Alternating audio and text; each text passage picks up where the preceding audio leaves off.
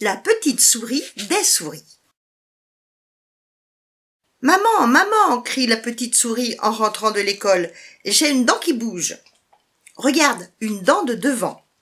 Mais c'est vrai, dit maman en regardant la dent de sa sourisette. En avant, en arrière, ta petite dent fait de la balançoire.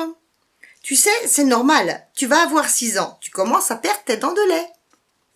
Ma petite sourisette devient une grande souris, ajoute maman en serrant sa petite souris dans ses bras. Mais elle va tomber quand, ma dent? Bientôt, quand tu mangeras ou quand tu te brosseras les dents, ta petite quenotte tombera toute seule, tu ne sentiras rien. Tu n'auras pas mal du tout. Il faudra même que tu fasses bien attention à ne pas l'avaler. Si tu veux que ça aille plus vite, tu peux croquer dans un caramel tout mou et ta dent restera coincée dedans, propose Papa Souris. Moi, j'ai une autre solution encore plus efficace, ajoute petit frère Souriceau. J'attache ta dent avec une ficelle, tu restes bien assise sur ta chaise, j'attache l'autre bout de la ficelle à la poignée de la porte de la cuisine et je claque la porte. Bing! Plus de dents!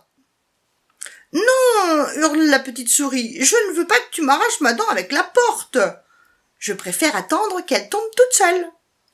Et la petite souris n'a pas à attendre longtemps.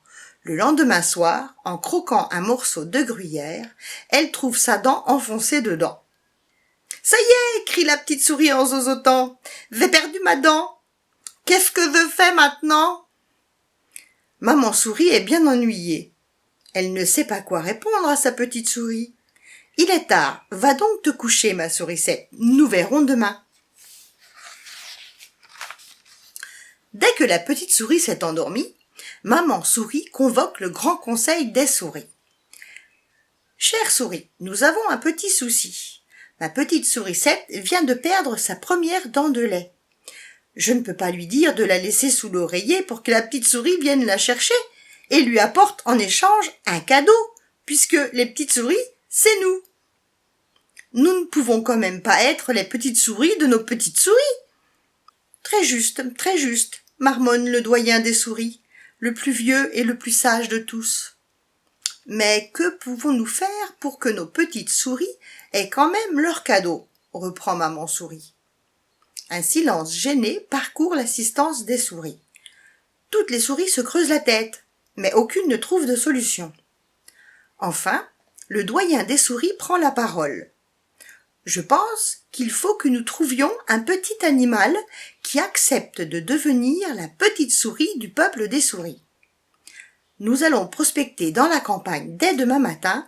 J'emmène Souris Holmes et Souris Watson avec moi.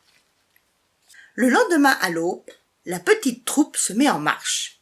Ils croisent tout d'abord un escargot qui traîne sa maison sur le bord de la route. « Bonjour, monsieur escargot. Nous sommes à la recherche d'un petit animal qui voudrait bien être la petite souris de notre peuple des souris.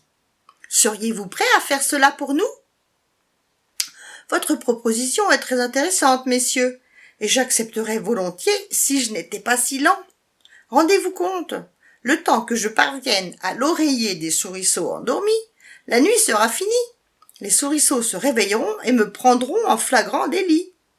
Ce serait très ennuyeux, en effet. Merci quand même, monsieur l'escargot, et bonne route. » Un bourdon passe au-dessus des 3 souris. « Hola, monsieur le bourdon, arrêtez-vous, s'il vous plaît. Nous sommes à la recherche de quelqu'un qui deviendrait notre petite souris, qui irait chercher les dents sous les oreillers de nos souriceaux et les échangerait contre des cadeaux. Accepteriez-vous ? Votre proposition m'honore, messieurs. Mais vu le bruit que je fais en volant, je vais à coup sûr réveiller vos souriceaux endormis. » Très juste. Merci quand même, monsieur le bourdon. Mais attendez, voici mon ami monsieur le moustique qui passe. Il est bien plus discret que moi. « Hé, monsieur le moustique, cela vous dirait de faire la petite souris pour ces messieurs ?»« Oh, moi je veux bien, mais je vous préviens, je ne pourrai pas m'empêcher de piquer vos souriceaux endormis lorsque je viendrai leur apporter leur cadeau. Ils me feront trop envie. Dans ces conditions, monsieur le moustique, nous préférons retirer notre offre. Nous ne voulons pas que nos souriceaux soient couverts de boutons. » Mais merci de votre franchise. Les 3 petites souris commencent à désespérer de trouver la bonne personne. Trop lent, trop bruyant, trop piquant. À qui s'adresser maintenant?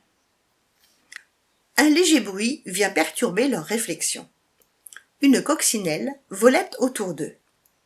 Je vous ai entendu. Je veux bien, moi, être votre petite souris. Je vole discrètement, je vais vite, et en plus, comme je suis une bête à bon Dieu, j'adore faire des cadeaux. Adjugé, s'écrient les souris, ravis d'avoir enfin trouvé la candidate idéale. Vous pouvez commencer tout de suite? Bien sûr, je suis prête. Et le soir même, la coccinelle effectue sa première mission de petite souris auprès de Sourisette. Elle vérifie que la petite est bien endormie et discrètement, elle vole jusqu'au petit lit, soulève un coin de l'oreiller et remplace la petite dent par un cadeau.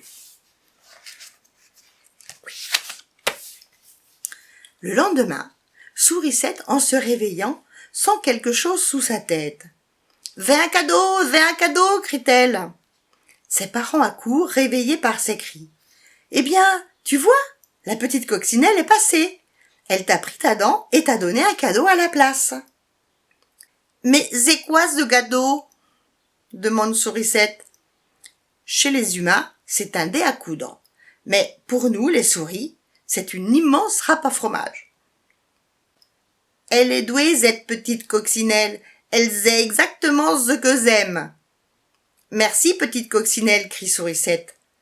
Je vais pouvoir me régaler avec du gruyère râpé. » Et depuis ce jour, la coccinelle est la petite souris officielle du peuple des souris. Et voilà, l'histoire est terminée. À la prochaine histoire. Au revoir. Plein de gros bisous à tout le monde.